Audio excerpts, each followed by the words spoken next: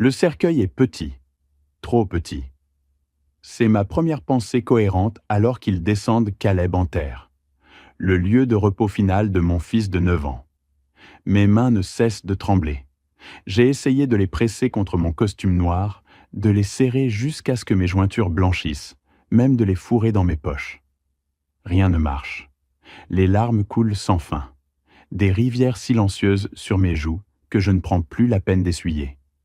Il y a 8 mois, les médecins ont enfin nommé le monstre qui volait la force de mon fils. Trouble sanguin rare, ont-ils dit, comme si l'étiqueter pouvait le rendre moins terrifiant.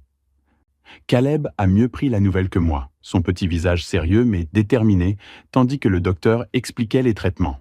« Est-ce que ça fera mal » a-t-il demandé, sa voix ferme. « Parfois, » a répondu honnêtement le docteur, « mais nous ferons tout notre possible pour t'aider. » Il ne s'est jamais plaint pendant 8 mois d'aiguilles, de transfusions, de médicaments aux noms que je pouvais à peine prononcer.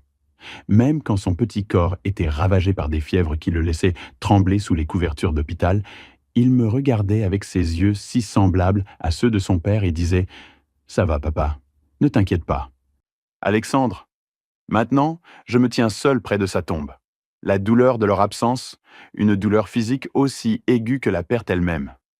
Mes parents, qui devraient aussi se tenir à mes côtés. Ma sœur Victoire, qui avait promis qu'elle serait toujours là pour nous. Mélanie, ma meilleure amie depuis la 3e, qui m'avait tenu la main pendant mon divorce, mais n'a pas pu se donner la peine de venir aujourd'hui. Je sors mon téléphone, un geste réflexe que je regrette immédiatement. Le feed Instagram de Victoire se charge automatiquement.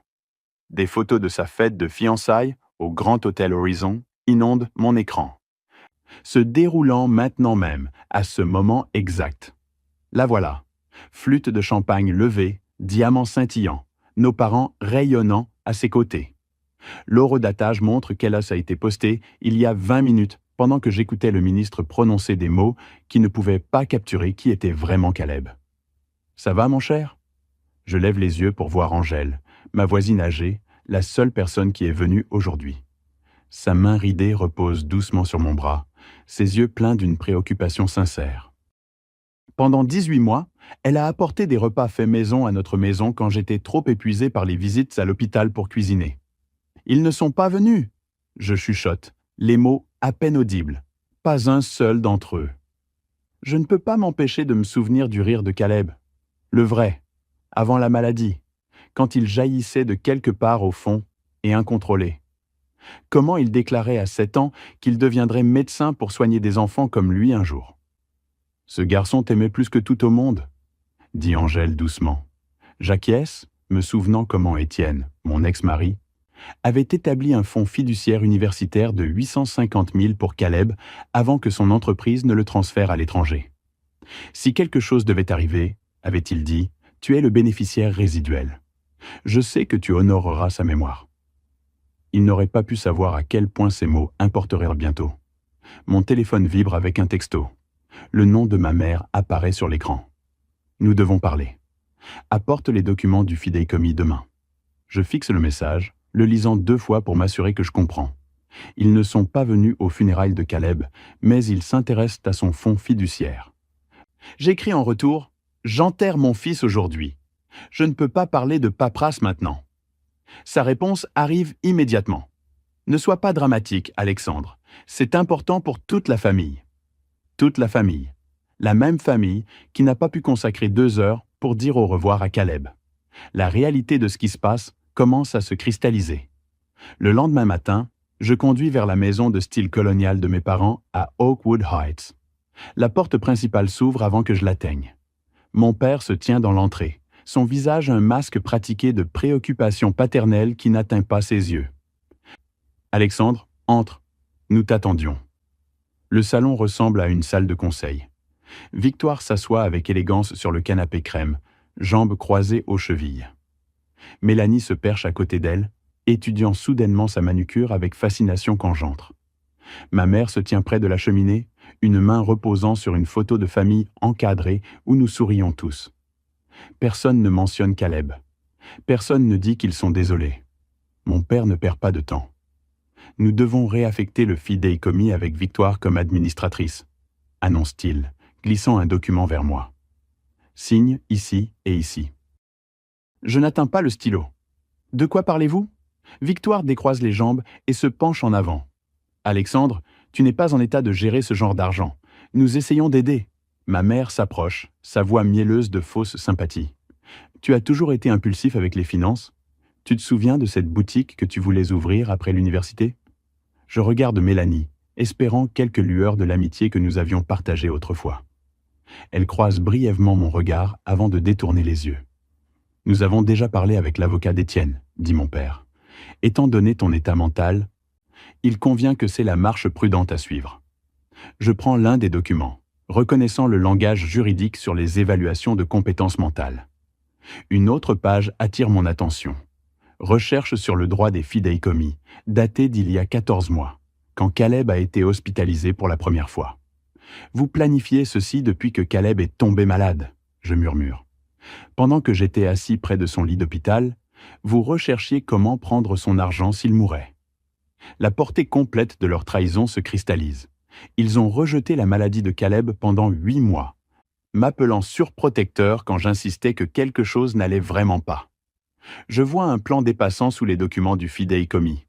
Plan de rénovation pour la nouvelle maison de Victoire, un remodelage de cuisine de 200 000, un cinéma maison, une piscine avec cascade. Vous n'avez jamais visité l'hôpital, dis-je, ma voix se stabilisant avec la clarté de la colère. Pas une fois en 8 mois. Victoire secoue la tête, impatiente.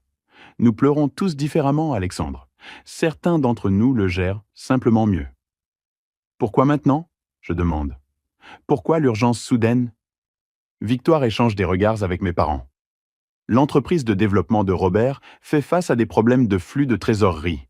Le mariage pourrait devoir être reporté à moins que nous obtenions un financement supplémentaire. Ma mère joue avec son collier de perles. Et il y a la propriété de vacances à Hilton Head. Le marché a tourné et nous sommes un peu étendus.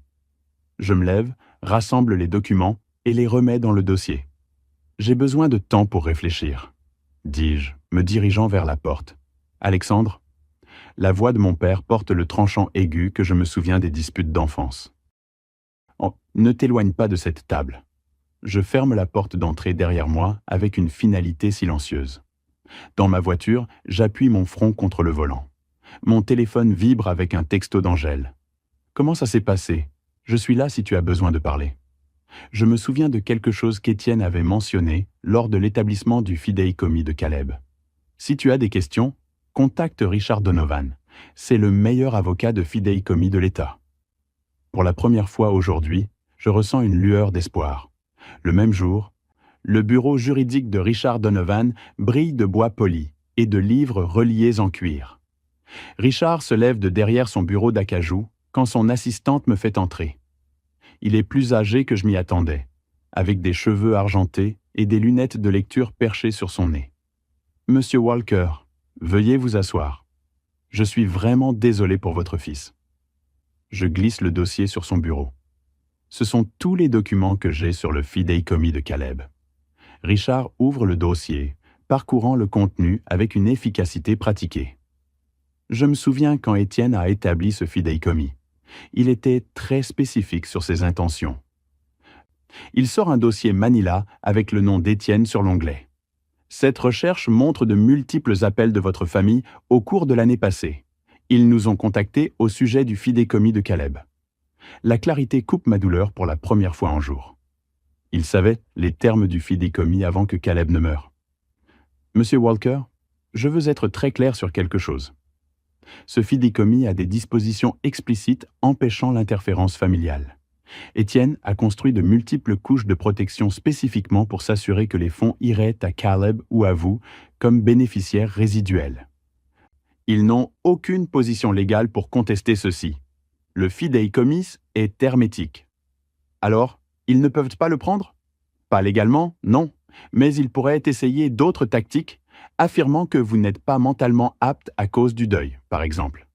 Nous devons documenter chaque interaction depuis le diagnostic de Caleb, chaque visite d'hôpital que vous avez faite, chaque rendez-vous qu'ils ont manqué. 2 jours plus tard, je m'assois à une table d'angle au Riverside Coffee, une enveloppe Manila placée délibérément devant moi. Ma famille arrive ensemble. Victoire menant la procession, mes parents suivant, Mélanie traînant derrière. Victoire atteint immédiatement l'enveloppe Manila. Alors, tu as signé les papiers. Je savais que tu serais raisonnable. Je place ma main fermement sur l'enveloppe. Avant de discuter de tout papier, je veux savoir pourquoi aucun de vous n'est venu aux funérailles de Caleb. Ma mère soupire dramatiquement. Alexandre, nous avons déjà passé par ceci. Les fiançailles de Victoire étaient planifiées des mois à l'avance. C'étaient les funérailles de votre petit-fils, dis-je calmement. J'ouvre l'enveloppe et sors plusieurs photos. Capture d'écran de l'Instagram de Victoire. Horodaté pendant les funérailles de Caleb. Flûte de champagne levée. Bague de diamants scintillants. Tout le monde riant. Pendant que j'enterrais mon fils, vous buviez du champagne et riez. Le visage de Victoire rougit. Tu sors cela de son contexte. Je sors un deuxième document de l'enveloppe. Les termes notariés du fidéicommis sans amendement surlignés en jaune. Étienne a rendu ses intentions très claires. Cet argent est l'héritage de Caleb pour moi. J'ai parlé avec Richard Donovan. Il a la déclaration d'intention originale d'Étienne. Le fidéicommis ne peut pas être modifié, transféré ou accédé par quiconque d'autre que moi. L'expression soigneusement composée de Victoire se fissure. Tu ne mérites pas cet argent. Je n'ai pas besoin de votre type d'aide, dis-je, rassemblant les papiers dans l'enveloppe. Je ne signerai jamais rien. Je sors, sentant leur regard brûler dans mon dos. 3 jours après la confrontation au café, ils déposent une pétition d'urgence pour la tutelle. Le shérif frappe comme un marteau. Quand j'ouvre la porte, il tend une épaisse enveloppe Manila. « Alexandre Walker, vous avez été signifié. » Mes doigts tremblent en la prenant. À l'intérieur, j'étale les documents sur ma table de cuisine. Pétition d'urgence pour la tutelle. Ils ne viennent plus seulement pour l'argent de Caleb, ils veulent le contrôle sur moi. Le téléphone sonne. « Richard, ils ont déposé, » dis-je, ma voix creuse. « Je sais, je viens de recevoir la notification. L'audience est demain. Nous savions que cela arrivait. Nous sommes prêts. » Je retourne au document. Une déclaration sous serment de Mélanie. 3 pages détaillant chaque moment de faiblesse qu'elle a témoigné pendant la maladie de Caleb. Des états financiers montrant mon compte d'épargne épuisé. 18 mois sans revenu stable en prenant soin de Caleb avaient tout drainé. Je vérifie le journal local en ligne. Mes parents, assis dans leur salon immaculé, chagrin gravé dans leurs expressions soigneusement composées. Le titre me donne la nausée. Famille cherche de l'aide pour père en deuil. Nous avons des témoins de caractère prêts, dit Richard. Angèle a plus de 20 voisins venant pour te soutenir. Cette nuit-là, je m'assois dans la chambre de Caleb, tenant son dinosaure en peluche préféré. Les étoiles phosphorescentes que nous avons collées à son plafond brillent encore faiblement. Demain est pour toi, petit bonhomme. Je murmure à sa photo, pour ton héritage. Le lendemain matin, j'entre dans la salle d'audience la tête haute, flanqué de Richard, Angèle et les parents d'Étienne. Victoire, mes parents et Mélanie s'assoient du côté opposé. Levez-vous tous pour l'honorable juge Marianne Peabody. Une femme au visage sévère dans la soixantaine entre, ses cheveux argentés tirés en un chignon sévère. Elle passe en revue la pétition d'urgence avant de s'adresser à la salle. Ce sont des allégations sérieuses. J'attends des 2 côtés qu'ils présentent des preuves, pas des émotions. L'avocat de ma famille se lève. Votre honneur, c'est un cas d'une famille désespérément essayant d'aider un fils et frère qui spirale après une perte inimaginable. Quand Mélanie prend la barre, ma poitrine se serre. Alexandre a changé pendant la maladie de Caleb, témoigne-t-elle. Il est devenu obsessionnel sur les traitements, paranoïaque. Il m'appelait à 3 heures du matin, hystérique. Ma mère prend ensuite la barre, tamponnant des larmes qui apparaissent sur commande. Nous avons le cœur brisé de le voir s'autodétruire. Puis Richard se lève et tout change. Votre honneur, ce que nous assistons aujourd'hui n'est pas de la préoccupation, mais du calcul. Sa voix remplit la salle d'autorité tranquille. Monsieur Walker ne s'est pas autodétruit. Il a été systématiquement ciblé par des membres de la famille qui l'ont abandonné pendant la maladie de son fils, mais sont apparus soudainement quand ils ont appris son fonds fiduciaire. Il présente des dossiers hospitaliers complets, documentant chaque rendez-vous auquel j'ai assisté, chaque décision de traitement que j'ai recherchée et approuvée. Angèle témoigne ensuite: j'ai vu Alexandre prendre soin de ce garçon chaque jour. Quand il ne pouvait pas garder la nourriture, il a recherché ce qui pourrait aider. Quand il avait peur des traitements, il a créé des histoires de super-héros. Je ne l'ai jamais vu faillir. Le père d'Étienne témoigne: mon fils a établi ce fidécommis avec des instructions explicites. Il m'a dit: papa, si quelque chose arrive à Caleb, Alexandre obtient tout. Il a sacrifié sa carrière, ses économies, tout pour lui donner les meilleurs soins possibles. C'est. Richard présente ensuite l'enregistrement de sécurité de la visite non annoncée de Victoire. Sa voix remplit la salle. Nous détruirons complètement ta réputation. Ma réponse calme suit. Je pense que tu devrais partir maintenant, Victoire. Les vraies couleurs de Victoire émergent dans ces mots suivants. Tu penses mériter cet argent? Tu as toujours été le fardeau. Le juge appelle une pause. Quand elle revient, son expression s'est durcie en granit. J'ai passé en revue toute la preuve et le témoignage dans cette affaire. Cette cour ne trouve aucune base pour la pétition de tutelle d'urgence. En fait, ce que je vois est profondément troublant. Une tentative coordonnée d'exploiter un père en deuil pour un gain financier. Le juge continue: cette cour rejette la pétition avec préjudice. De plus, j'ordonne une ordonnance de restriction immédiate interdisant à tous les pétitionnaires de contacter Alexandre Walker. Le fidéicommis sera dégelé immédiatement et sécurisé contre de futurs défis. Monsieur Walker, dit le juge, me regardant directement. Cette cour trouve que vous avez agi avec une force et une clarté remarquables pendant une perte inimaginable. Votre fils serait fier de comment vous avez protégé son héritage. Les reporters attendent dehors, micro tendu.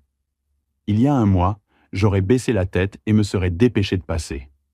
Aujourd'hui, je m'arrête. Monsieur Walker, comment vous sentez-vous sur la décision de la Cour? Je redresse mes épaules, me sentant plus fort que je ne l'ai été depuis le jour où nous avons reçu le diagnostic de Caleb. Aujourd'hui, justice a été rendue pour mon fils.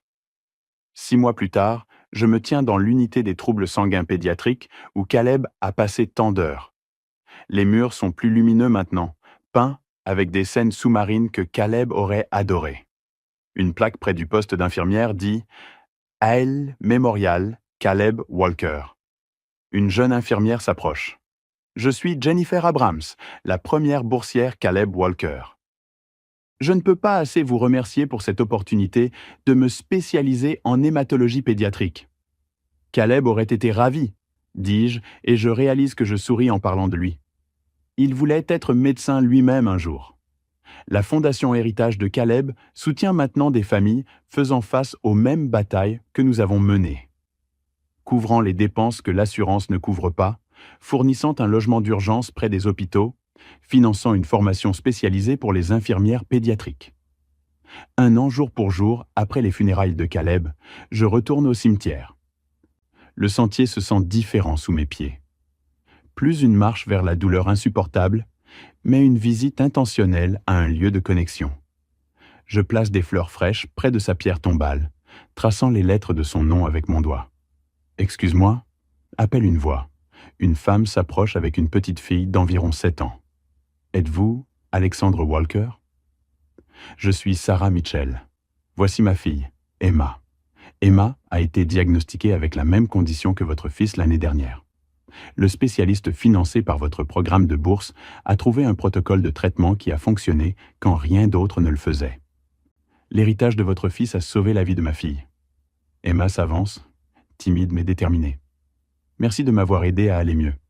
Je m'agenouille à son niveau, voyant dans son visage l'avenir que Caleb n'a jamais eu. De rien, Emma. Quand elles partent, je sors de ma poche la figurine d'action préférée de Caleb, la même que j'avais placée dans sa tombe il y a 1 an. Je la place doucement contre sa pierre tombale. J'ai tenu ma promesse, Caleb. Ton héritage est sûr et devient plus fort chaque jour. Debout au même endroit où je me sentais autrefois complètement abandonné. Je suis entouré par la présence de ceux qui sont devenus ma vraie famille. Pas liés par le sang, mais par quelque chose de plus fort, le choix, la loyauté et l'amour. La famille qui compte n'est pas toujours celle dans laquelle tu nais, dis-je doucement à Caleb.